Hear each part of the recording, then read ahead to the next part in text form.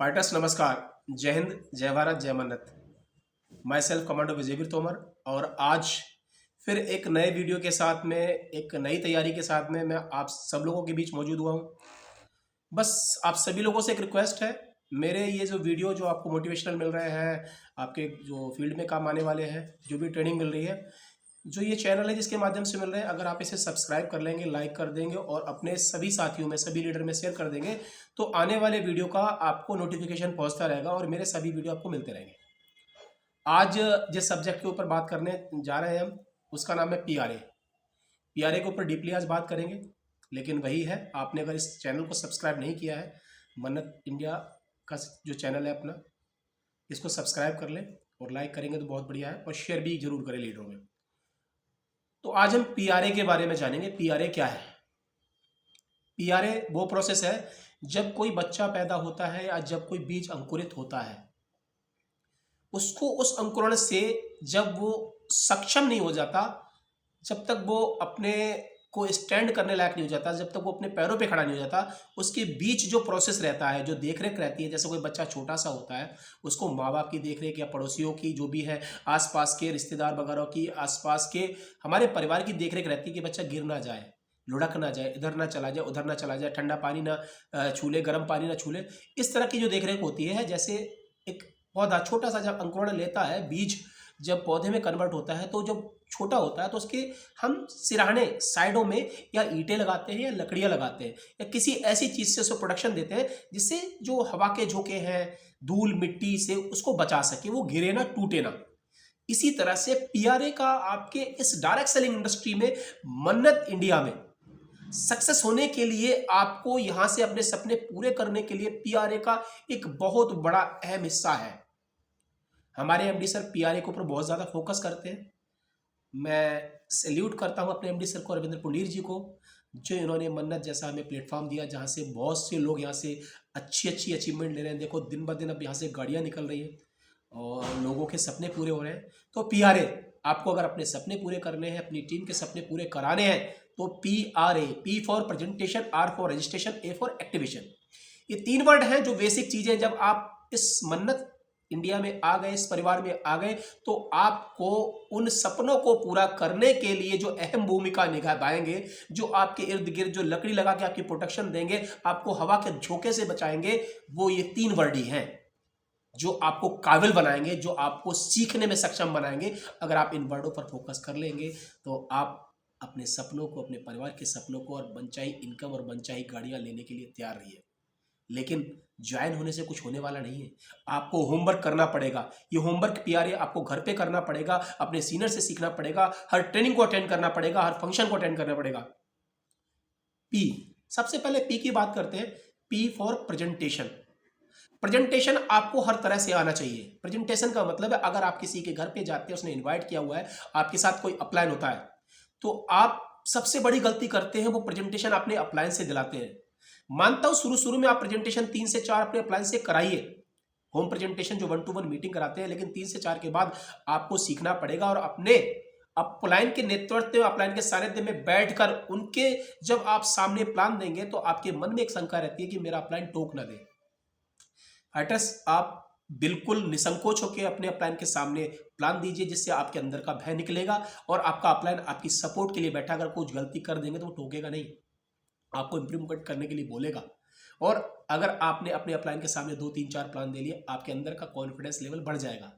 तो presentation 1-to-1 आप 2-3-4 अपने अपलाइन से कराइए, उसके बाद खुद करिए। जो कागज की प्रेजेंटेशन होती है, क्योंकि आप फोल्डर के साथ कागज को जरूर मेंटेन करें, कागज पे जरूर लोगों को बताएं। जितना बार आप कागज पे लिखेंगे उतना ज्यादा प्रेजेंटेशन आपका अच्छा होगा।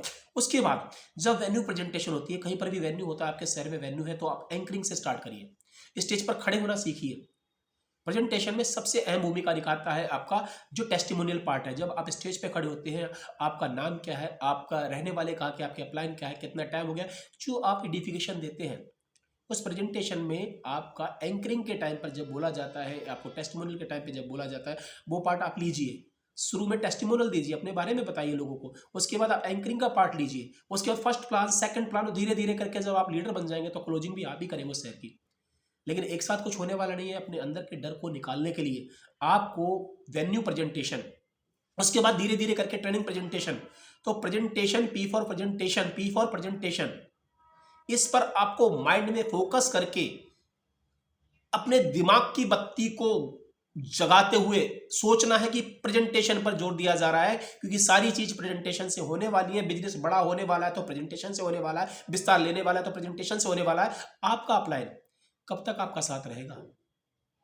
इवन आप अपने अपलाइन से एक्सेप्टेशन रखते हो कि मेरा अपलाइन सब कुछ जानता हो, तो आपके डाउनलाइन भी तो यही आपसे एक्सेप्टेशन रखते होंगे।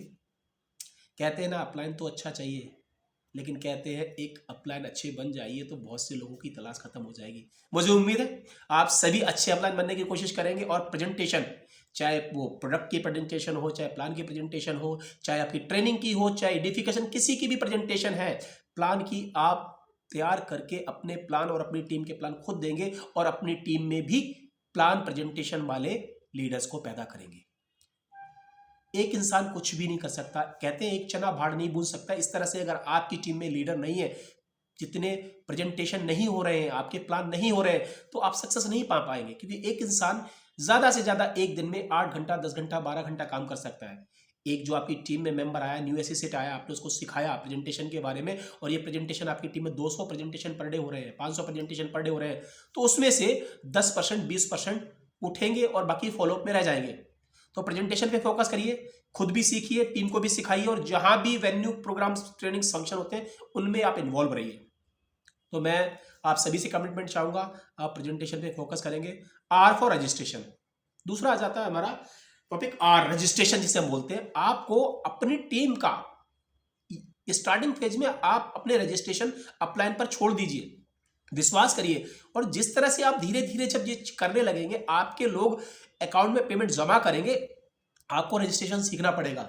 मेरा आईएसपी क्या होता है, मेरा बीएसपी क्या होता है, आईएसपी में कितने पॉइंट जाने से, बीएसपी में कितने पॉइंट जाने से मेरा कौन सा लेवल होगा, मुझे पोजीशन क्या देनी है, मुझे डायरेक्ट लगाने से नुकसान क्या है, अगर मैं एक दूसरे के डायरेक्ट लगाता हूं तो मुझे बेनिफिट क्या है। क्योंकि अगर आपने अपनी आईडी को आपके 10 लोग जानने वाले हैं, फॉर एग्जाम्पल मेरे 10 लोग जानने वाले हैं, लेकिन सिस्टम ने सिर्फ ये बोला है आप आईएसपी में एक को डायरेक्ट स्पॉन्सर कर सकते हैं और बीएसपी में एक को डायरेक्ट स्पॉन्सर कर सकते हैं। मैंने गलती कर दी कि वो सारे स्पॉन्सर मैंने आईएसपी और बीएसपी के 5-5 अपने लेफ्ट और राइट में, यानी आईएसपी में और बीएसपी में लगा दिए। उन मेरे बाद के 2 लोगों के बाद उन चारों लोगों को भी नीचे मैंने डायरेक्ट लगाया, उससे मेरी टीम को बेनिफिट नहीं मिलेगा। अगर मैं ये गलती कर देता हूं तो फिर क्या है, मुझे पहले तो 2 अपने डायरेक्ट लगाने हैं, उसके बाद उन 2 के डायरेक्ट भी नीचे डायरेक्ट 2 लगाने हैं, उनके डायरेक्ट, ऐसे करके अगर मैं चलता हूं, टीम मेरी है, लेकिन बेनिफिट ये होगा जिस बंदे को डायरेक्ट लगाया उसके एक आपने राइट में डायरेक्ट लगा दिया तो उसका 50% काम आपने कर दिया। अब वो अपने इंसेंटिव में एक डायरेक्ट लगाएगा, उसके 2 डायरेक्ट स्पॉन्सर हो गए। तो रजिस्ट्रेशन में आपको ये चीज आनी चाहिए, और ये जब भी होगा जब आप अपने हाथ से रजिस्ट्रेशन करोगे, आप अपने अप्लायंस से सीखोगे, सर अगर मैं अपने डायरेक्ट लगा लेता हूं तो उससे मेरा नुकसान क्या होने वाला है, और नहीं लगाता मेरे बेनिफिट क्या होने वाला है, और सर इससे मेरी टीम को क्या मोटिवेशन मिलेगा। क्योंकि आपकी टीम को ये मोटिवेशन मिलेगा, मेरे 10 लोग जानने वाले थे, मैंने अपने 2 डायरेक्ट लगाए, और उन 2 के राइट में एक के लेफ्ट में एक डायरेक्ट लगा दिया, फिर उसके राइट में एक, उसके लेफ्ट में एक डायरेक्ट लगा दिया, तो मेरी टीम में सबको सपोर्ट मिल गई। मेरी सर मेरे जानने वाले, हो सकता है जो आपकी टीम में 10 लोग जानने वाले हैं, इनके भी जानने वाले इस तरह से हों, और किसी एक बंदे के 50 लोग आने को तैयार हो, लेकिन सिस्टम को डायरेक्ट 2 ही चाहिए। हमारे एमडी ने इतना बढ़िया प्लान हमें बना कर दिया है कि यहाँ पर अगर डायरेक्ट इनकम रख देते तो यहाँ हम सब फेल हो जाते, और हम सब ज्यादा से ज्यादा डायरेक्ट करने की कोशिश करते, और हम टीम वर्क नहीं बोल सकते थे, फिर उसे हम टीम वर्क में काम नहीं कर सकते थे। तो यहाँ पर आपके लिए ये रजिस्ट्रेशन का कॉलम भी आना चाहिए, आप खुद रजिस्टर्ड हो। जैसे अगर आप प्लान पर बैठे हैं, सर पहला पार्ट हमने प्लान का किया, और सामने वाला बंदा बोलता है सर मेरे 10,000 रुपये लीजिए, और मैं यहाँ से कुछ अपने बीमारी के प्रोडक्ट खरीदता हूँ या एग्रीकल्चर के लेता हूँ, उसने ले लिए, बोला सर मेरा रजिस्ट्रेशन करिए। अगर वहाँ पर आपको रजिस्ट्रेशन नहीं आता और आपका अप्लायंस साथ में नहीं है, 1% अप्लायंस साथ में नहीं है, तो आप वहाँ उसकी नज़रों में गिर जाएंगे, सामने वाला आपको आंक जाएगा, और आप यकीन मानिए जिस तरह से आपको अच्छा अप्लायंस चाहिए, तो जो आपके साथ आने वाला उसे भी ऐसा ही अप्लायंस चाहिए। तो आप उसकी नज़रों में ना गिरे, क्योंकि वो आपके लोग हैं, उस अपलाइन के लिए तो 3rd पर्सन है। इफेक्ट 3rd पर्सन का जरूर होता है, लेकिन अगर वो आपको काबिल समझेंगे, जब आप उन्हें अपनी इनकम दिखाओगे और आपको रजिस्ट्रेशन नहीं आएगा, आप अपने अपलाइन को उसके सामने कॉल करोगे या बोलोगे सर मैं कर देता हूं, लेकिन वो जिद करके बैठ गया सर मेरा रजिस्ट्रेशन अभी कीजिए, फिर हमारे पास चुप्पी के सिवा कुछ नहीं रह जाता, और वहां हम एक अपने आप को अंदर से बेइज्जती फील करते हैं, और सामने वाला भी हमें कुछ ना बोलकर मुस्कुराते हुए वो हमारे आकलन कर लेता है, और जिस जिस एम से, जिस एक्साइटमेंट से वो हमारे साथ काम करने को था, वो हमारा काम नहीं कर पाता। तो आपको रजिस्ट्रेशन खुद भी करने हैं, टीम को भी सिखाने हैं। उसके बाद रजिस्ट्रेशन में ही कॉलम आता है कि जैसे हमने किसी की रेड आईडी लगा दी, अब उसका 2700 रुपए का सपोज 3 उसने लिक्विड लिए, 27 एसपी के हो गए, या उसने शुगर की दवाई 3 महीने की ली, तो लिक्विड और अपना डायबिट केयर और तुलसी हम देते हैं। 3 महीने के लिए तुलसी एक हो गई, लिक्विड और डायबिट केयर 3 हो गए, तो 9 18 18 54 होती है 57 एसपी का उसका प्रोडक्ट हो गया। अब उसको हम कहां पर जाके चढ़ाते हैं, उसकी बिलिंग भी हमें आना चाहिए, रजिस्ट्रेशन के कॉलम नहीं है। जब आप एक रेड आईडी लगा देंगे और आपकी इसकी केवाईसी हो जाएगी डिजिटली, उसके प्रोडक्ट को आप फिल करते हैं, कहाँ जाके प्रोडक्ट फिल करना है, कैसे कैसे भरना है, पॉइंट कैसे क्लोज करने हैं, मुझे बिल कैसे बनेगा मेरा, वो बिल आपके पास एक रह जाता है, एक आपके, अगर आपने अपने सीएनएफ से किया, सीएनएफ के पास जाता है, कंपनी में चला जाता है वो बिल, तो आपको सारा पता चल जाएगा वहां पर। तो प्लान के साथ आपको रजिस्ट्रेशन और एक्टिवेशन भी करना आना चाहिए। जब आप रेड आईडी को एक्टिवेट कर देते हैं, अब बात रही उस बंदे ने पेमेंट कंपनी के अकाउंट में कर दिया या फिर आपको कैश दे दिया और आपने अपने अकाउंट से कंपनी में कर दिया, तो सबसे लास्ट पॉइंट आता है एक्टिवेशन। अब आपको एक्टिवेशन करना है, तो एक्टिवेशन के लिए कैसे आप अपलाइन को कॉल करोगे या परचेज को भेजोगे, वो नहीं, एक सिंपल सा प्रोसेस है। कंपनी का कस्टमर केयर नंबर आपको दिया गया है, जब भी आप वेबसाइट खोलते हैं 63 करके नंबर है, उस नंबर पे जो भी आपने पेमेंट भेजा है उसकी स्क्रीनशॉट, या सामने वाले ने बैंक में जमा किया उसकी पर्ची लेकर, सिर्फ उसमें जो आईडी रेड है आप उस पर लिखते हैं MI 464249, जैसे आईडी है तो आपने लिखा MI 464249, और एसपी जितने से भी है 56 एसपी ग्रीन, इतना आप लिख देंगे और पर्ची को अटैच कर देंगे उसके साथ में, तो वो आपका, क्योंकि पेमेंट आपने जमा किया है, आपने अगर मैसेज किया कंपनी के व्हाट्सएप नंबर पे, तो वो आईडी 24 आवर्स में एक्टिव हो जाएगी। आप थोड़ा टाइम दीजिए, क्योंकि आज हमारे मन्नत पर बहुत ज्यादा लोग आ रहे हैं, बहुत ज्यादा लोग फेथ कर रहे हैं, तो हो सकता है 1-2 घंटा लग सकता है। आप उतावले ना हो, अपने अपलाइन को भी डिस्टर्ब ना करें। अगर 24 घंटे के अंदर वो एक्टिव नहीं होती है तो आप उसी नंबर पे कॉल करें, क्योंकि आपका अपलाइन भी कस्टमर केयर नंबर पे कॉल करेगा कि सर या मैडम ये मैंने आईडी आपको भेजी थी, मेरी एक्टिव नहीं हुई, फिर वो आपको बता देंगे क्यों नहीं हुई है। या तो एक ही कारण हो सकता है, वो पर्ची 2 बार कहीं से आई हो, आप जल्दबाजी में क्या कर देते हो, अपने अपलाइन को भी पर्ची भेज देते हो और खुद भी कस्टमर केयर पे भेज देते हो, तो वो मिसमैच होती है। आपके अपलाइन के माध्यम से मेल से गई है, आपके क्लाइंट के माध्यम से कस्टमर केयर में गई है, और आपके माध्यम से गई है, तो कस्टमर केयर 2 जगह से आई है, तो उसको एक्टिव नहीं करेगा जब तक क्लियर ना हो जाए ये पर्ची किसकी है। तो आप 24 घंटे वेट करें, और वेट करने के बाद आप कस्टमर केयर पे दोबारा से कॉल करें, वो आपको सजेशन दे देगा, सारी चीज़ बता देगा। फिर भी नहीं होती है, फिर आप अपने अपलायंस से बात करें, अपलायन डायरेक्ट एडमिनिस्ट्रेशन ब्लॉक में बात करेगा, क्योंकि अपलाइन की अप्रोच हो जाती है। धीरे धीरे आप भी अपलाइन बनेंगे, अच्छे लीडर बनेंगे, तो आप भी सीधा एक मेल डालकर भी सारी चीज़ें करा सकते हैं। क्लियरिफिकेशन देना पड़ेगा कि वो पर्ची जो आपके माध्यम से आई थी, आपने इस नंबर से भेजी थी, उसमें मेल में मेंशन करेगा इस नंबर से व्हाट्सएप आया था, इतने की पर्ची थी, वो सर मेरे ही डाउनलाइन लीडर की है और उसकी वो एक्टिव नहीं है, तो प्लीज़ उस पर्ची को इस रेफरेंस के माध्यम से एक्टिव किया जाए। हो जाएगा धीरे धीरे, नहीं पता चलता, लेकिन आपको एक्टिवेशन का प्रोसेस पता होना चाहिए कि जब तक मैं बिलिंग नहीं करूंगा। कुछ लोग गलती क्या करते हैं, आईडी लगा दी, आईडी लगाने के बाद बिलिंग ही नहीं करते और मुझे भेज दिया या आपने प्लान को भेज दिया, सर इस आईडी को एक्टिवेट कराना है, पेमेंट की पर्ची भेज दी, अब उसमें बिलिंग नहीं है, अब वो हो नहीं पाती। हमें तो पता है नहीं है कि आपने बोला ही नहीं ना मुझे कि सर मैंने इसमें बिलिंग नहीं की है, आपने भेज दिया, हमने डायरेक्ट उसको भेज दिया कस्टमर केयर को, और वहां बिलिंग नहीं होती, वो कस्टमर केयर नहीं हमें कॉल करता, नहीं बताता है।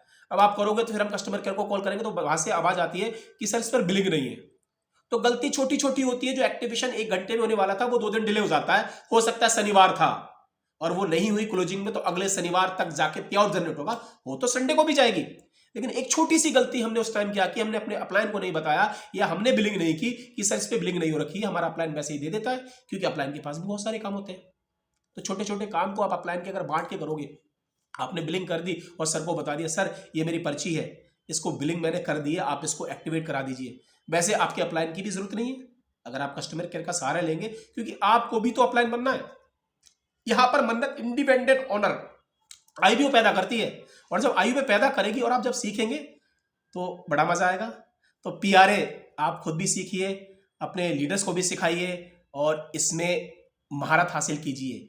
प्रेजेंटेशन, रजिस्ट्रेशन, एक्टिवेशन आपकी वो रीढ़ की हड्डी है जो आपको इनिशियल स्टेज में बढ़ना सिखाएगी, आपको तैरना सिखाएगी, उड़ना सिखाएगी इस डायरेक्ट सेलिंग इंडस्ट्री में, इस मन्नत के प्लेटफॉर्म में।